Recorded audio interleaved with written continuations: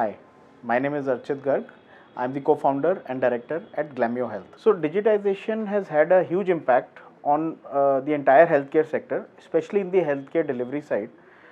Specifically, if I look at healthcare delivery and hospitals as a segment, if I look back 5 to 6 years back, all patient interactions earlier used to happen specifically in hospital chambers. Patients have to physically visit hospitals to access all the facilities. But today, with the utilization of technology, now a bulk of doctor consultations are happening online.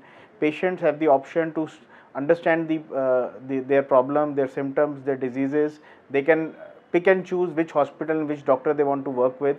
They can understand the doctor's profile, doctor's ratings, hospital's profiles and ratings online, and also they can have their first interaction sitting at the comfort of their home.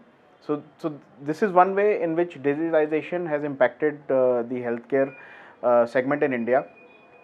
More importantly, traditionally all the healthcare records of the patients, they have been maintained in a physical format, but recently government is launching unified health ID, due to which even the patient records can be maintained in an online format, which the patient can actually utilize on multiple platforms rather than being utilized on a single platform. So when it comes to digitization of healthcare services, I think the major challenge that we are currently facing are that the phenomena of digital services is largely restricted to tier 1 cities and urban population, where they have access to health, access to online consultations, diagnostic bookings, etc. through online platforms.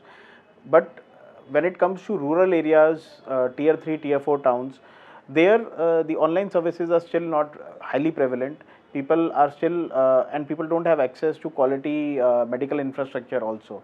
So there is greater need for people to invest in rural areas, tier 3, tier 4 towns, and not only start with primary healthcare, but also take medical infrastructure to support the secondary healthcare and tertiary healthcare, especially in these smaller towns.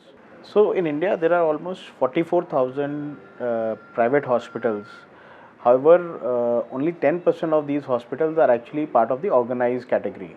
90% are actually either unorganized or part of fragmented single hospitals. So these, first of all, the 44,000 hospitals, one, they are not sufficient to cater to the healthcare needs of the entire country. More importantly, because of a lack of organized chains, or when you move to the smaller towns, so the organized chains are also largely focusing on the bigger cities. So when you move to the smaller towns, there is a lack of organized chains, and there is a lack of adequate medical infrastructure. So there is a stronger need in India to focus on more infrastructure and much more organized players to move into the smaller towns. Also, the healthcare market in India is roughly $80 billion. Which compared to the bigger markets, especially if you look at China, in China just one segment of their healthcare market, which is cosmetic surgeries, itself is $70 billion. So which also shows that there is significant scope for India to grow among all sectors of healthcare delivery. So within this $80 billion healthcare delivery market, there are three major segments which constitute this $80 billion. One is critical care, which is actually the focus for major larger hospital chains, which includes brands like Apollo, Max, Fortis, Medanta, Artemis, etc. Then there are other category of medical management, where people have some kind of fever, cough, emergency, and they go admitted to the nearby hospitals, where a lot of the government institutions and charitable institutions focus on. However, there is a large segment of this market, which is 30% of the market, which is the elective surgery domain, which are non-critical surgeries. That could be cosmetic surgeries, eye-related surgeries, hernia, gallstone, kidney stone, those kind of surgeries which are non-life-threatening diseases. Today in India, there are no go-to brands when it comes to elective surgeries, and there is a need for larger pan-India brands to come in that particular category of segment of healthcare delivery as well. So Glamyo Health started as an asset-light hospital network, or you can say Airbnb for hospitals, where we work with hospitals and surgeons who have their free capacity available, and we help them in better utilization of their capacity, and we also solve major problems for the patients. So today, patients are facing three major challenges when they deal with hospitals and doctors directly. One is transparencies in pricing, convenience and affordability. So these are the major challenges that we are solving for the patients. Uh, Today, we are already present in 20 cities. We have created a network of 350 hospitals and 250 surgeons, and we counsel almost 30,000 patients every month, and help close to 1200 to 1300 patients every month in completing their healthcare and surgical journey successfully through Glamyo Health. So when we started the business, our major proposition was actually helping the hospitals and doctors increase their utilization and also increase their income. But when we went deeper into the market, we actually realized that the real problem lies on the patient side. So the major problem that the patients are facing is that today bulk of the population of India is neither insured, and they don't have the capability to actually afford larger hospitals. So they want treatment which are affordable and within their budget. So we came up with, so one most important thing that we came out with was fixed price surgery model. So we today fix the prices of surgeries for the patients, and we underwrite the prices so they don't have to take any pricing shocks at the time of discharge.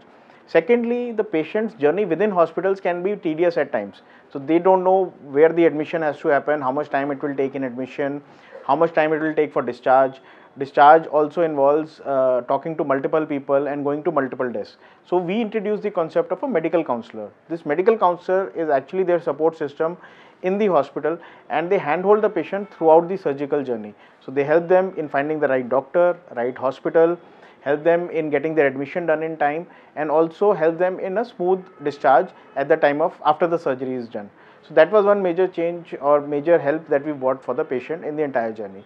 Also, majority of the patients also are looking for financing through some of the EMI providers. So we also created a single window clearance mechanism where they can submit their documents to us, and we will help them in their securing an EMI financing for their surgery.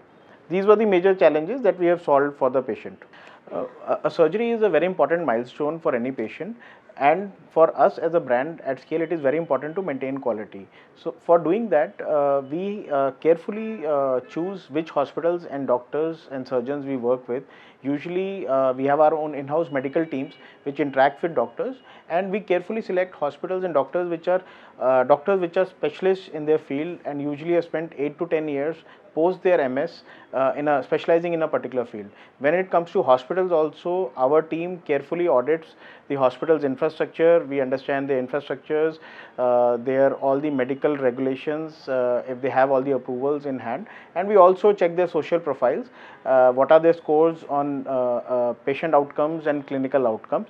After that, we select these hospitals to work with us, and that's how we maintain quality on the platform.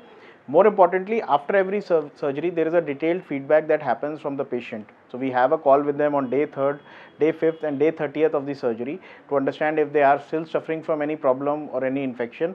And we also understand the feedback on hospitals and doctors and Glamyo Health as a brand. So that has significantly helped us in keep on improving our services over a period of time.